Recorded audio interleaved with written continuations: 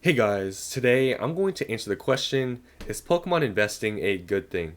Now this is a question probably no one has even thought of before because Pokemon investing generally is seen as a negative thing and is frowned upon, but today I decided to make this question and answer it myself because I'm on the side obviously because you guys know that I invest into Pokemon myself, so I'm biased, but I believe that Pokemon investing can actually potentially be a good thing, and I wanted to explain my reasonings why I believe that. So if you guys are watching this video and don't support or really, invest in Pokemon at all because you just don't think it's a good thing, well, today I'm here to show you my side and why I believe it's not actually a bad thing and can be a good thing. Now, I don't need you guys to, think that I'm trying to 100% persuade you and my side is correct. I just want you guys to understand where I'm coming from. So if you leave this video not changing your mind and thinking that Pokemon investing is still a bad thing, that's perfectly fine, but I want to share my thinking and why I believe it's actually not that bad. So, I first wanted to tell you guys some things that I've heard about Pokemon investors and why they're bad. So, first of all, a lot of people cringe at the word investing, like Pokemon investing, because it is honestly kind of cringe when you think about it because it's just like a trading card and you're saying you're investing into it. It sounds kind of stupid because it's a collectible. So people say it's not really investing. So you could call Pokemon collecting investing. It doesn't really matter what terminology you use. It's just buying a product and holding it. So if you want to call it collecting investing, the terminology, don't get caught up on it. It doesn't really matter. You can call it whatever you want. The second reason I've heard, Pokemon investing is bad is it causes price to increase. Now, this is a huge one. Obviously, people don't like people investing because it causes prices to increase. That's a major one. And I've heard this a lot, especially in some of my comments. People are saying, oh, you're one of the reasons why there's no products in stores. Now, in the state we are right now in Pokemon, I can tell you at least where I'm at, and I'm pretty sure everywhere else, just based on the prices of products that there are right now, this is not true at all. I can go right now to Walmart, Target. There's going to be Pokemon cards on the shelf because honestly, Pokemon is not as popular as it was a few years ago. So if you're going to tell me right now that, oh, there's no products in stores because of you, I think that's just kind of a dumb reasoning. And first of all, I bet you most of the people that actually go invest into Pokemon products, most of them are probably buying the stuff online. So to say that we're just buying stuff on the shelves and there's none left for you is kind of, I feel like, not really true at all because I really feel like most people are buying online because it's just generally cheaper. If you go to Target, Walmart, and you buy the stuff on the shelves, especially the newer products, it's not a good deal. You can get them way cheaper online. So if you want to go to Target or Walmart and buy products yourself on the shelf, it's probably going to be there, especially now because Pokemon is not that popular right now, especially the newer sets. And then next is that people that invest into Pokemon only care about money. Now, here I'm going to explain and show you guys my reasonings why I believe it's actually not a bad thing. And some reasons can actually be a good thing. So, first, it's just another way of collecting. Since it's not really investing, right? If you don't want to call it investing, it's just another way of collecting. What's the difference between collecting sealed cards or sealed products or just normal cards? Next is that Pokemon investing, it doesn't have as big of an impact as people think. The next reason is that there's higher supply long term. And this is kind of why I'm saying it's a good thing. And I put an asterisk next to it because I feel like this is a really important part that I'm going to talk about in this video. So if you're going to watch anything in this video, skip. If you want to skip, you can skip to the part where I talk about this because I feel like this is what I really feel like makes Pokemon investing actually somewhat of a good thing. And lastly, not all investors are just in it for the money.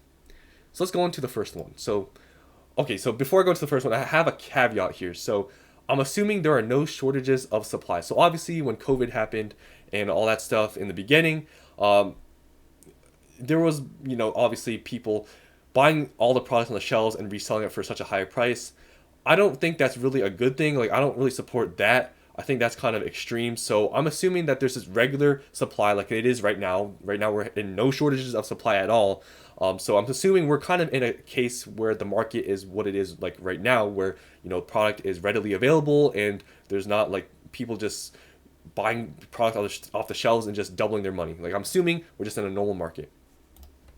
So, just another way of collecting. So, like I said, if it's not investing, I'm just collecting. So, what is inherently wrong with keeping something sealed? People may say that sealed products are meant to be open, but who says that that is the only way to do something in a collectible hobby? I mean, who says that you only can collect cards and not keep anything sealed? Like, if you're making that rule yourself, I think obviously there's something wrong, and that's just your opinion. There's no rule in Pokemon or the Pokemon website that says you have to open this product, you can't keep it sealed. There's no rule with that.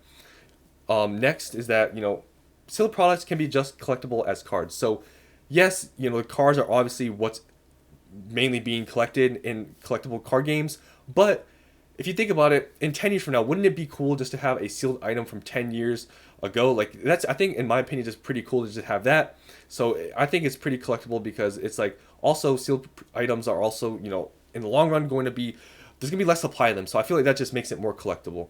Obviously, investing has the intention of buying it for, the increasing in value, which can be seen as negative, but this is what I always say. Like, people who collect cards, if you're going to say you don't care about value or you don't care about the money in the future, would you still collect the cards if you knew they're going to be worth $0 in the future? Would you be spending all the money right now you are spending collecting cards, and let's say in 5 years from now, it's going to be worth $0? Would you still be collecting the stuff?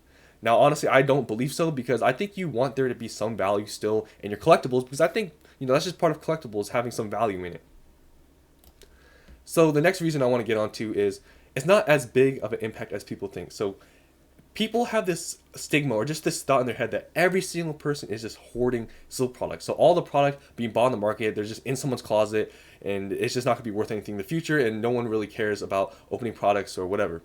So I believe that this is not the case. Now, obviously, I'm just kind of generalizing here. I don't have any evidence saying that, people who are buying silk products on the market are not just all hoarding it. Like, I don't have any evidence of that, but I believe that this is just kind of an extreme example. And I feel like people just watching videos have it kind of obscure, like, idea of what people are actually, opening and what people are hoarding. I don't think it's as big as people think it is. Many people, like myself, hold product on a small scale. Now, you guys might argue that maybe I'm doing it on a big scale, but I really don't think I'm doing it on a big scale at all. It's not that much. And some people just may be buying like one booster box of each set. It's not that much.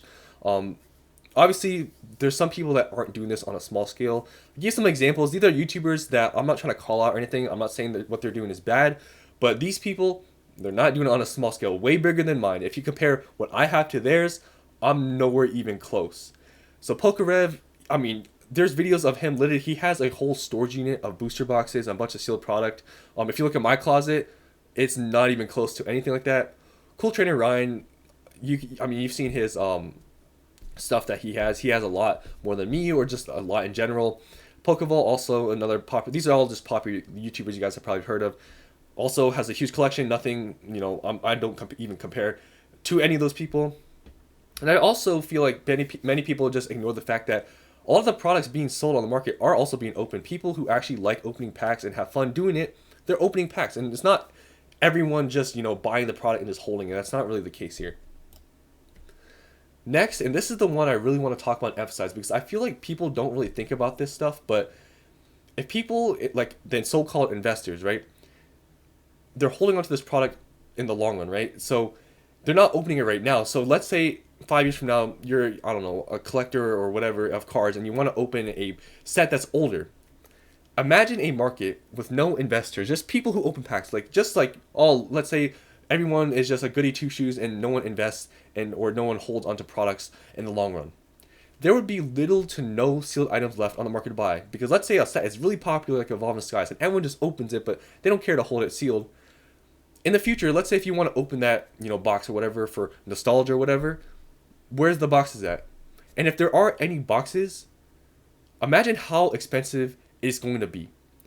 So I believe that people who are actually holding on to this stuff are actually sort of helping you in the long run. But also, people just think that this product is always going to be held and just being sold like 20 years in the future all at once. Like, this product isn't being sold. Like, people don't just hold this stuff forever. People, especially some people that think they're going to hold this stuff forever, they're not. Things happen in their life. They sell some products, so product slowly gets released into the market over time, and prices steadily increase. It's not like people just dump into the market. That's not really what happens. So also I believe that just Pokemon investing and people who buy the product later in the future when it's worth more, it's kind of a help me help you situation. I make obviously money because I bought it at a lower price before and sell it for a higher price. At the same time, you get the product, so it is available for you if you want to buy it. No one's forcing you to buy it, and it's there. And usually I do really believe that it's going to be at a lower price than if someone were to just open all the products, or just people didn't really keep sealed products and just open them all when it first comes out. There's going to be none left, and if you want it, it's going to probably be pretty expensive. And lastly, not all investors are just in it for the money. So people like myself, I didn't just start investing. Like obviously, I started investing like a couple years ago, and I got back into it just because of the whole hype thing. But I was into Pokemon since I was like a young kid, so it's not like I just started this investing thing out of nowhere. Like I do actually just like Pokemon in general, and even if it was the case like that, I didn't care about Pokemon or whatever. Why does it matter to you? Now, obviously, I honestly think that this is a little bit more frowned upon. Like people who just do Pokemon just for the money and don't even know anything about Pokemon. I feel like that's kind of, I would kind of say that's not really that great because if you don't really care about it at all, I feel like that's just not being part of the hobby, kind of. And, but anyways, regardless, you gotta just be an adult and think about it. It's people's own money. You're gonna really get mad and worked up about people, buying stuff on a free market. I mean, it's everyone can do what they want with the products they buy. It's their own money, and you can do what you want with your own money. No one's telling you what to do. So that's the end of this video. I know this might be kind of controversial. I already made a video like talking about this topic before, but I just wanted to make this video again because I feel like I made some better points in this video. So what do you guys think in the comments? Let me know what you think, and I'll see you guys in the next one.